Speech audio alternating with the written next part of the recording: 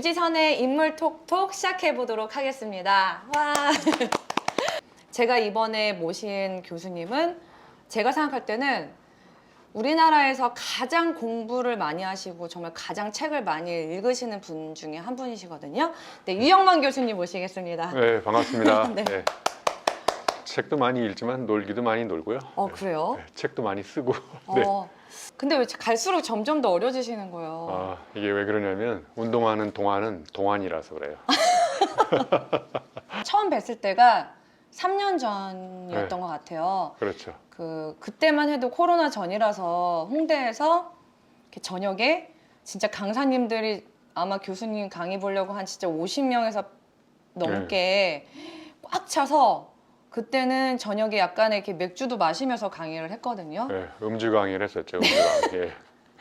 근데 이렇게 교수님께서 목 탄다면서 맥주를 마시고 강의를 하시는데 그 모습이 굉장히 인상적이었고 지금은 사실 그렇게 많은 사람이 모여서 강의를 할 수가 없다는 게 조금 많이 아쉽긴 해요. 최근에 정말 바쁘신 걸로 알고 있거든요. 이렇게 와주셔서 너무 감사합니다. 네, 우리 또 유지선 대표가 부르면 와야죠. 뭐. 그리고 다행히 또 학교하고 가깝더라고요. 네, 네. 자주 와야 될 것 같습니다. 저희 네. 성수동에 있는 KBC랑 네. 10분 거리여서 네. 자주 뵀으면 좋겠습니다. 유영만 교수님 하면 항상 지식 생태학자라는 말이 앞에 붙더라고요. 네.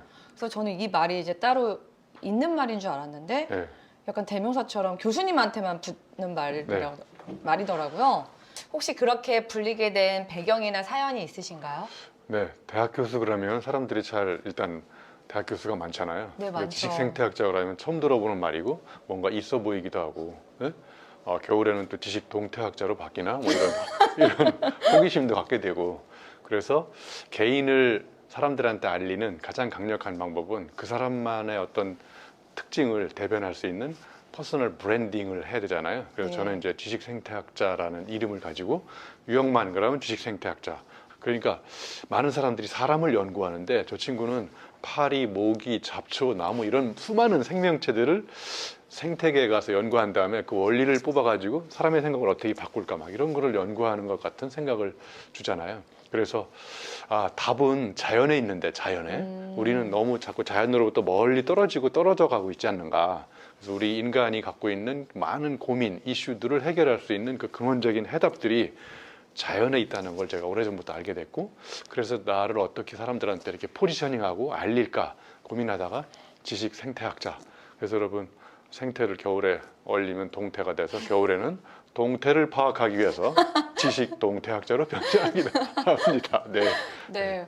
와, 생태학자라는 말도 되게 와닿는 되게 철학적인 내용이 굉장히 많이 들어있네요. 브랜딩을 굉장히 잘 하시는 것 같아요. 그래서 지식 생태학자는 전 세계에 나 혼자밖에 없기 때문에 내가 말하는 것이 곧 진리요 길이거든요. 여기는 경쟁 상대가 없어요. 네. 와, 너무 잘 지으신 것 같아요. 네. 사실 교수님한테 질문하고 싶은 게 진짜 너무 많았어요. 네. 근데 이제 너무 많은 시간에 또 너무 많은 얘기를 하면 좀 지칠 것 같아서 제가 좀 질문을 뽑아왔거든요. 네. 근데 정말 궁금한 게 이제 대학 교수로 활동도 하시면서 책을 또 90여 권 넘게 번역도 하시고 출간도 하셨잖아요. 네. 어떻게 그렇게 책을 많이 쓰실 수 있었는지도 궁금하고 또 그리고 교수님한테 또 책은 어떤 의미인지 또 궁금합니다. 네, 일단 책이 나한테 어떤 의미일까 이런 것들이 사람들한테 이제 똑같은 책인데 사람들한테 책이 받아들여지는 의미는 다 다를 것 같아요. 예를 들면 저는 책은 창이라고 생각해요. 창, 윈도우. 왜냐하면 내가 이렇게 책을 한 권 읽으면 세상을 바라보는 윈도우가 하나 생겨. 근데 책을 10권 읽은 사람은 세상을 다르게 볼 수 있는 10가지 관점을 책에서 배울 수 있는 거예요. 그러면 예를 들어서 성인 남자 10명 중에 우리나라가 책을 한 권도 안 읽는 사람이 4명 정도 된대요. 그러니까 통계가 좀 바뀌긴 했을 수 있는데, 그럼 4명은 책을 한 권도 안 읽으니까 창문이 없는 거잖아요. 네. 그러니까 깜깜한 방에서 바깥을 어둠 속에 내다보는 암울한 세계를 사는 사람이라고 볼 수 있죠. 네. 그래서 책을 읽으면 세상을 다르게 볼 수 있는 창이 자꾸 생기는구나. 그러니까 똑같은 문제라도 다르게 바라볼 수 있는 관점을 생기려면 어떻게 해야 될까? 책을 읽어야 되겠구나. 예를 들면 또 책은 저는 또 메타포, 은유법으로 따지면 거울이라고 생각해요. 거울. 왜냐하면 거울에 비추어서 이렇게 반성하게 만들잖아요. 네. 유영만 교수님 이렇게 정말 열심히 사는데 왜 나는 이 모양 이 꼴로 살고 있지? 이렇게 스스로 자각을 하게 만들고 성찰하고 잘못된 점을 반성하게 만들고, 그러니까 책을 읽는 사람들은 항상 자세를 낮추고 세상의 모든 사람들을 스승으로 이렇게 배우려고 노력하는데 책을 안 읽은 사람들은 이 머리가 비어있기 때문에 빈 수레가 요란하다고 그러잖아요. 예? 책을 많이 읽은 사람이 여기 너무나 많은 지식들이 이렇게 들어있어서 굉장히 신중하게 이야기하고 그래서 늘 이렇게 반성하고 그래서 책을 많이 읽은 사람일수록 거울에 비추어서 나를 성찰하고 반성하는구나. 그래서 자세가 낮춰지고 자꾸 배우려고 노력하는구나. 그래서 뭐 책은 창문이다, 책은 거울이다, 뭐 이런 식으로 생각해 볼 수 있을 것 같아요. 그러니까 이것도 중요한 것 같아요. 책을 왜 읽느냐? 책을 쓰기 위해서 읽어요, 저는. 그러니까 책을 쓰려고 책을 읽다 보니까 굉장히 문제의식도 다르고 하나라도 서툴게 보지 않고 내가 저걸 얻다가 어떻게 써먹어야 될까 이런 문제의식이 자꾸 생기니까 읽는 것 자체가 저는 쓰기의 출발이라고 생각해요. 한번 생각해 보세요. 전문가가 책을 많이 쓸까요? 아니면 비전문가가 책을 쓰면서 전문가로 탄생할까요? 네, 대부분 전문가가 책을 쓴다고 생각하는데 내가 보기에 전문가일수록 책을 못 써요. 왜냐하면 전문적으로 문외한인 사람이 전문가라서 평범한 사람들이 책을 쓰려면 어떻게 처음에 네. 시도를 해야 될까요? 그거는 타고난 전문성은 아닌 것 같고요. 네. 의도적으로 굉장히 노력을 해가지고 이렇게 처음에 제가 95년도에 책을 처음 썼을 때 그때 지금 책을 보면 정말 창피할 정도로 이렇게 다 짜집기하고 편집해가지고 어디다 내놓기도 불쌍한 그런데 그런 졸작을 내지 않았으면 걸작은 아니지만 아직 네. 그런 많은 책들을 쓸 수 있는 출발점을 아직도 고민하고 있으면 난 한 권도 못 냈지만 한 권 써서 내니까 뭐 사람들의 비판도 있고 그러면 이렇게 생각하면 돼요. 비판하면 야 개정판 내면 될 거 아니냐 고치면 될 거 아니냐. 그래서 너무 두려워하지 마시고 일단 쓰세요. 예. 써야 고칠 게 생기거든요. 한번 생각해 보세요. 우리 이 대표님도 하얀 백지를 놓고 이렇게 하루 종일 고민하면 내 머리도 하얀 백지로 바뀌거든요. 근데 여기다가 한 줄을 쓰고 들여다보면 두 번째 줄이 생각이 나요. 이게 놀라운 게 한 문장을 쓰면 그 문장이 다른 문장을 이렇게 불러오는 경우가 많아요. 그러니까 생각이 이렇게 연상되는 거야. 근데 하나도 안 쓰고 계속 나 책 써야지. 예, 그러다가 뭐 하나도 못 쓰는 거죠. 예. 그래서 책을 쓰는 방법은 한 가지를 알려드릴게요. 잘 쓰려고 할 때 잘자를 빼버리세요. 쓰자. 잘 쓰자가 아니라 쓰자. 여러분 들으셨죠? 네, 쓰자. 잘 쓰지 말고 쓰라고. 쓰자. 그러면 쓴 걸 가지고 고치면 놀랍게 내 생각이 발전하거든요. 예? 그러니까 한번 처음부터 글 잘 쓰는 사람 없어요. 개발 소발 써놔. 그러면 이게 글발로 바뀐다니까. 와. 고치고 그다음에 또 고치면 또 다른 생각이 떠오르고 그러니까 수정 보완을 계속 하다 보면 이게 놀랍게 어느 한 장 썼는데 그 이튿날 두 장이 되고 두 장, 세 장. 그래서 이게 100장이 넘게 되는 거예요. 제가 질문이 진짜 많은데 또 질문 하나만 더 드려볼게요. 네.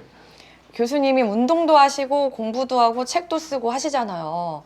그러면 시간이 진짜 되게 모자르실 것 같은데 어떻게 하루 일과를 관리를 하시는지 궁금해요. 네. 많은 사람들이 갖고 있는 궁금증이 하나가 책을 읽기도 전에 또 썼냐, 네. 어떻게 읽는 속도보다 쓰는 속도가 빠르냐, 뭐 조교들이 같이 쓰냐, 책 공장이 있냐, 뭐 이런 여러 가지 질문도 하고 그 다음에 보니까 저녁에 약속도 많고 술도 많이 마시는데 도대체 언제 책을 쓰냐, 시간 관리는 어떻게 하냐, 뭐 이런 궁금증이 많아요. 그래서 여러분하고 저하고의 결정적인 차이는 저는 여러분은 술을 드시면 집에 가서 잠을 자지만 저는 음주 중에도 글을 씁니다. 예, 그래서 취중 글쓰기로 나온 책들이 많아요. 그래서 약간 생각에 오류가 있는 것도 많지만 아무튼 그 결론적으로 얘기하면 저는 시간 관리를 하지 않습니다. 그러니까 예를 들면 제 휴대폰 안에 타임 테이블은 있죠. 오늘 예를 들면 우리 지선 대표하고 인터뷰가 있다. 이건 알아야 될 거 아니에요. 내가 여기 있는 것도 모르고 그냥 집에 가버리면 안 되잖아요. 그러니까 나는 이제 이렇게 그날 하루 일과가 뭘까? 그렇게 아침에 캘린더를 딱 보고 나서 이제 염두에 두고 있는 거죠. 그래서 오늘 지선 대표하고 가서 인터뷰할 때는 다른 인터뷰하고는 좀 다르게 생각해봐야 되겠네. 그래서 이렇게 조금 생각하다가 이제 즉흥적으로 막 이제 이 반응을 보고 막 하는 거죠. 예. 저는 MBTI 스타일 중에 P 스타일이거든요. 예. 그러니까 예를 들면 구체적으로 계획 세우고 이렇게 행동하는 게 아니라 대충 그런 프레임워크를 가지고 큰 이런 그림을 갖고 이제 행동하면서 어떤 일이 발생할 때 거기에 또 임기응변적으로 계획을 수정해서 대응하기도 하고. 그러니까 예를 들면 여행을 떠난다. 그러면 그냥 뭐 가방 싸가지고 떠나는 거죠. 제주도 그러면 제주도 가서 거기 가서 이제 저 숙소까지 가는데 너무 아름다운 장면이 있다. 그럼 그것도 그 옆에 가서 좀 뭐 재미나게 놀다가 하룻밤 새면 또 뭐 다음날 가면 되는 거고. 그래서 저는 이제 약간 좀 답답한 사람들이 죄송하지만 이렇게 철저한 계획대로 계획이 망가지면 막 당황하고 그래서 한번 이렇게 질문 드려볼게요. 네. 계획대로 되는 일이 많을까요? 아니면 계획대로 안 되는 일이 많을까요? 계획대로 안 되는 일이 많죠. 안 되는 일이 많고 그럴 때 인간은 많은 걸 배우게 돼요. 생각대로 안 풀릴 때 인간은 생각하기 시작해요. 생각대로 풀리면 인간이 생각할 필요가 없는 거죠. 그래서 저는 그런 과정 속에서 오히려 더 많이 배우고 그래서 오히려 시간 관리하는 그 관리하려고 하는 시간 동안에 오히려 다른 걸 하는 게 나을 것 같아요. 다음 질문 드려볼게요. 교수님은 지금 이제 이런 과정, 1년의 과정을 거쳐서 여기까지 오셨는데 궁극적으로 도달하고 싶은 뭐 비전이나 혹시 목적지가 어디쯤인지 궁금해요. 사람들이 자꾸 물어봐요. 교수님은 내가 보기에 한양대학교 교수가 됐고 책도 무려 90권 이상 썼고 분당에 집도 있는 것 같고 아이들도 다 성장한 것 같고 도대체 앞으로 뭘 더 하고 싶으냐. 그래서 저는 이제 결론적으로 얘기하면 저는 꿈이 없는 사람이에요. 목적지, 목표, 물론 이제 목표 이런 거는 뭐 책을 100권 내겠다 이런 거는 어떤 뭐 목표라기보다 뭐 쓰다 보면 100권이 되겠죠. 뭐 그럼 100권 기념회는 100명만 모아가지고 책 100만 원짜리를 찍어가지고 100명한테 이렇게 한 권에 100만 원씩 투자를 받아서 장학재단을 만들어야 되겠다. 뭐 이런 그냥 이렇게 스쳐 지나가는 생각이 있는데 그 자체가 저는 목표는 아니거든요. 그러니까 잘 들으셔야 돼요. 꿈 깨야 꿈 꿀 수가 있어요. 그러니까 헛된 망상. 꿈이 갖고 있는 문제가 뭐냐면 꿈을 자꾸 머리로 꾸고 있어요. 책상에 앉아가지고 몸으로 이렇게 해보고 이렇게 해보고 저렇게 해보면 이게 내가 하면 재밌는 일이라는 걸 알 수가 있는데 그래서 저는 목표나 비전이나 꿈보다는 제가 좋아하는 키워드 한 3가지가 있어요. 첫 번째는 저는 열정을 좋아하거든요. 열정. 우리 유 대표가 좋아하는 이유가 열정적이야. 열정적인 여인이에요. 그다음에 두 번째 이노베이션. 생각이 어제와 다르게 이렇게 늘 새로운 생각을 하는 사람을 좋아하지 고리타분한 사람, 고리따분한 사람 이런 사람들 그 생각이 낡은 사람들 있잖아요. 꼰대들. 예? 꼰대는 정의가 뭐냐면 입력은 고장나 있는데 출력만 살아 있어요. 과거 이야기 군대 갔다 와서 축구한 이야기 10년 동안 그럼 계속 하고 있잖아요. 꼰대님들 좀 들어주셨으면 좋겠어요. 그래서 생각이 좀 이렇게 늘 something different하게 하려고 노력하는 사람 이런 혁신, 그러니까 열정, 혁신. 그다음에 이제 도전. 저는 내일은 없어요. 내일. 오로지 이 순간 여기에 3가지 키워드대로 열정적으로, 도전적으로, 혁신적으로 생각하고 행동하고 말하고. 그러면 그것대로 느낀 거 책 쓰고 강의하고. 내일은 또 해가 뜰 거잖아요. 내가 내일 해가 뜰지 말지 이걸 왜 걱정하고 있어요? 와, 저 또 빨려 들어갔어요. 왜냐면 제가 자꾸 장기 계획을 세우게 되더라고요. 그러다 보니까 어느 날은 오늘 하루 뭐 했지 이런 적도 많아요. 이렇게 너무 그러니까 먼 미래를 바라다 보니까 그래서 교수님 얘기 들으니까 당장 그냥 오늘 하루부터 열심히 살면 될 것 같아요. 이 3가지 키워드가 바로 전문 용어로 핵심 가치라고 그래요. 코어 밸류. 어떤 나의 의사결정을 하거나 행동할 때 판단하는 기준. 이걸 할까 말까. 그럼 이게 나의 열정이 도입될 수 있을까? 이게 혁신적인 생각을 할 수 있게 만들어줄까? 이게 나한테 도전의식을 심어주는 걸까? 이 3가지 기준으로 판단하는 거예요. 그럼 그것이 되면 하는 거고 아니면 안 하는 거고. 그 최근에 낸 책 제목이 눈에 확 들어오더라고요. 네. 저도 이제 사서 읽어봤는데 부자의 1원치 몸에 투자라는 제목인데 사실은 교수님한테 좀 의외기도 했어요. 왜냐면 그동안 냈던 책들은 어떤 자기계발서나 뭐 책 쓰기나 좀 지식에 관련된 게 많았다면 갑자기 몸 쪽으로 책을 쓰셨을까 궁금한데 혹시 그 사연이나 배경이 있으신가요? 네. 제가 쓰는 책들은 100%는 아니지만 거의 순도 99% 정도로 내가 체험한 걸 가지고 써요. 그래서 이 책도 내가 유학실에 가서 운동하다가 공부하다가 쓰러졌어요. 그러니까 뇌력을 안 되는 영어 가지고 막 글 쓰다가 미국 애들하고 경쟁하다가 체력이 안 돼가 쓰러졌거든요. 그래서 그때 뭘 깨달았냐면 내가 이게 뇌력이 안 나오는 이유가 체력이 없어서 안 나오는 거나 몸이 안 좋아서. 그래서 그때부터 이제 운동을 시작한 거예요. 90년대 초에. 그래서 30년 이상 천재지변이 없는 한 매일 아침에 운동을 해요. 예? 와. 봐도 이게 몸이 딱 좋아 보이지 않나요? 네, 좋아 보이세요. 그래서 이제 운동을 하면서 뭐를 느꼈냐면 체력이 있어야 뇌력이 나오는구나. 그래서 이제 몸에 관한 책을 한번 내가 기회가 되면 한번 꼭 써봐야 되겠다. 그래서 이것도 어디서 내가 운동에 관한 책을 참고해가지고 편집한 게 아니라 내가 직접 운동하면서 내 몸으로 느꼈던 것, 내 몸의 변화를 내가 관찰하는 것. 그래서 예를 들면 행복은 허리 둘레에 반비례하고 허벅지 둘레에 정비를 한다. 이런 메시지는 그 누구도 던지지 않은 메시지거든요. 사람들이 너무 추상적으로 관념적으로 행복하려면 어떻게 됩니까? 뭐 이런 거 따지지 말고 여러분 행복하려면 저 배둘레햄, 영어로 이걸 스페어 타이어라고. 스페어 타이어. 이 스페어 타이어 여기를 줄이면 대사증후군부터 시작해서 내장지방 뭐 이런 거 없어지고 허벅지 두께가 왜 중요하냐? 이게 저 혈당 저 나이 들면 저 당에 하나 가입해야 돼. 혈당 이런데. 근데 이 허벅지가 두꺼워지면 여기서 혈당을 엄청나게 소비하기 때문에 혈당 지수가 쫙 떨어져. 그 의사가 강력하게 추천하는 게 뭐냐면 허벅지 두께를 늘려라. 예? 그래서 이렇게 이제 제가 직접 봤던 것들을 굉장히 사람들한테 도발적으로 메시지를 딱 던지는 거예요. 이렇게. 예를 들면 신화창조의 주역은 머리가 아니라 몸이다. 예? 아직도 시련과 역경을 정신력으로 극복하려고 하는 사람, 정신 나간 사람들이다. 예? 체력이 세상을 이겨내는 근본 원동력이다. 이런 것들을 직접 내가 체험하고 그래서 그런 메시지를 만들어가지고 던져주니까 사람들이 굉장히 좋아하는 거예요. 몸이 부실하면 인생이 부도가 나요. 예? 그리고 이 세상에서 내 마음대로 바꿀 수 있는 게 몇 가지 없거든요. 내 마음대로 바꿀 수 있는 게 뭔지 아세요? 내 몸이에요. 너무 공감해요. 내 몸. 내 몸을 내 마음대로 바꿔놓으면 내가 이 세상의 중심이 돼. 몸이 중심이 딱 잡으면 세상이 흔들려도 몸이 중심을 잡고 이렇게 세상을 이렇게 주도해 나갈 수 있는 그런 어떤 굉장히 중요한 근력, 원동력이 생기거든요. 그래서 주식 투자하다가 주식이 걱정되는 사람 많잖아요. 재테크하다 망하고 그런데 절대로 망하지 않는 투자가 바로 근테크. 네. 근육에 투자하라. 네. 네. 막상 운동해야 되는 마음은 있지만 운동을 잘 실천에 옮기지 못하는 사람들도 많거든요. 네. 그런 사람들은 어떻게 해야 될까요? 운동을 꾸준히 하는 비법은 밥 먹듯이 하면 되거든요. 밥은 매일 먹는데 왜 운동은 매일 안 하냐? 일단 이거에 대해서 크게 반성하셔야 돼요. 밥을 먹었는데 운동 안 했다. 그러니까 운동은 안 했는데 밥을 먹었다. 철저하게 반성하시고 운동 안 했으면 굶으세요. 예? 그리고 운동을 지속적으로 하는 비법은 딱 한 가지예요. 예를 들면 제가 이걸 습관을 들이려고 어떻게 연습을 했냐면 알람 시계가 울리잖아요. 아침에 새벽에. 그런 사람들이 알람 시계를 끄고 잠깐 생각을 하잖아요. 생각을 하기 시작하는 순간 그 사람 운동하기가 불가능에 가까워져요. 아니면 안 해도 되는 10가지 이유를 막 생각하기 시작해요. 어제 술 마셨으니까 오늘 하루만. 뭘 오늘 하루만이야. 내일 가면 또 다른 이유가 또 생겨요. 그러니까 운동하는 가장 강력한 방법은 알람 시계가 딱 울리는 순간 딱 끄고 기계적으로 일어나야 돼요. 거기 생각하면 안 돼.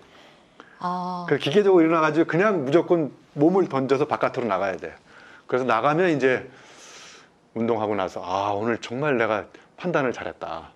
이렇게 생각하고 운동을 지속하는 방법은 더 이상 생각하지 말고 도대체 마음 그만 먹어요. 마음을 얼마나 먹을 거예요? 찔리고 있어요. 그다음에 결심 그만해. 결심 계속하다 결심 공판에 넘어간다니까. 그러니까 생각하지 말고 행동하세요. 그러니까 운동을 계속하는 안 하는 이유는 딱 한 가지야. 시작하지 않기 때문에 그래요. 시작하는 방법에 관한 책은 그만 보세요. 그냥 책을 왜 봐요? 그냥 무슨 시작하는 방법이 따로 있나요? 그냥 시작하면 된다니까. 교수님이 혹시 조만간에 뭐 이루고 싶은 버킷리스트 같은 게 있으신가요? 네, 버킷리스트 제가 해보고 싶은 게 세계 7대 대륙의 최고봉을 한번 올라가 보는 거예요. 예를 들면 아프리카의 최고봉 탄자니아에 있는 킬리만자로 거기는 갔다 왔으니까 그 다음에 이제 안나푸르나 베이스 캠프는 4,130m거든요. 근데 내가 아시아의 최고봉 에베레스트 8,000m는 올라갈 수 없으니까 거기는 못 올라가고 그다음에 원래는 이제 코로나가 없었으면 작년 7월에 러시아 유럽의 최고봉 엘브루즈라는 산이 있어요. 그게 높이가 5,640m거든요. 그래서 페이스북에서 제가 이벤트를 해가지고 사람들 10명을 대원을 모집해서 딱 출발하려고 했는데 이제 코로나가 와가지고 못 갔어요. 그래서 이제 코로나만 끝나면 못 갔던 엘브루즈에 한번 꼭 올라가 보고 싶고 그 다음에는 제가 호주에 있는 최고봉 4,000m 산이 있거든요. 이렇게 7대 대륙을 돌아다니면서 최고봉을 한번 올라가 보고 이것도 아까 말씀드렸던 저의 키워드 중에 3가지 키워드 중에 도전에 해당하는 키워드예요. 일상에서 자꾸 일탈을 해서 자꾸 다른 데도 가보고 이렇게 해외만 가는 것도 아니라 우리나라 자전거 국토 종주 이런 것도 한번 생각해 볼 수 있고 제주도에 있는 올레길 다 한번 걸어보고 우리나라에도 해보고 싶은 게 너무 많아요. 여러분 핑계 대지 마시고 시간 좀 내셔서 해보시면 우리 주변에 도전할 것들이 많아요. 이렇게 우리가 삶을 일상에서 이렇게 벗어나서 자꾸 이렇게 일탈 체험을 해봐야 생각도 다른 생각도 들고 그다음에 우리가 몸도 건강해지고 이럴 수 있을 것 같아요. 네. 조만간에 아쉽지만 한라산이라도 같이 한번 한라산 좋아요. 네, 네. 저기 모아서 가보는 걸로 한번 하면 너무 좋을 것 네, 같아요. 한라산에 가서 우리 한라산 소주를 정장해서 마시는. 와. 네. 마지막으로 그 유지선의 인물톡톡 보고 계시는 분들한테 마지막으로 해주실 말 있으신가요? 네, 여러분 세상은 위대한 생각이나 아이디어가 세상을 바꾸지 않습니다. 여러분 앉아서 생각하고 이런 것도 필요하지만 세상을 바꾸는 사람은 나가서 행동하고 몸을 움직이는 사람이거든요. 그래서 제가 시종일관 주장하는 이 운동에 대한 것을 마지막으로 이렇게 드리고 싶은 거예요. 그래서 나가서 행동하시고 움직이고, 그래서 제가 조만간에 설립할 대학 이름이 드리대학교라고 있어요. 드리대학교 저질러학과 디수습 전공. 그래서 4년제 정규대학에서 배울 수 없는 이런 도전, 열정 이런 걸 가지고 세상을 바꾸는 행동하는 사람들. 그래서 이 코로나 위기가 올수록 자꾸 나가서 행동하시고 움직여보고, 그다음에 내가 갖고 있는 생각들을 적용도 해보고, 그래서 보고 느낀 점들을 여러분 나름대로 정리도 해보고, 이런 시간을 가져보면 우리 유지선에 나오시는 많은, 유지선 인물 토크에 나오는 많은 분들의 이야기를 여러분의 삶에 이렇게 적용할 수 있는 좋은 계기가 될 것 같습니다. 네. 네. 사실 제가 너무 빠져가지고 오늘은 질문도 많이 못 드려서 제가 너무 이제 집중해서 듣느라고요. 근데 저만 듣기 너무 아까운 이런 내용을 정말 인터뷰하길 잘했다. 너무 이 시간을 만들길 잘했다. 스스로한테 칭찬하고 있습니다. 네. 마지막으로 유지선의 인물 톡톡 여기까지 하겠습니다. 다음에 뵐게요. 안녕히 계세요. 네, 고맙습니다.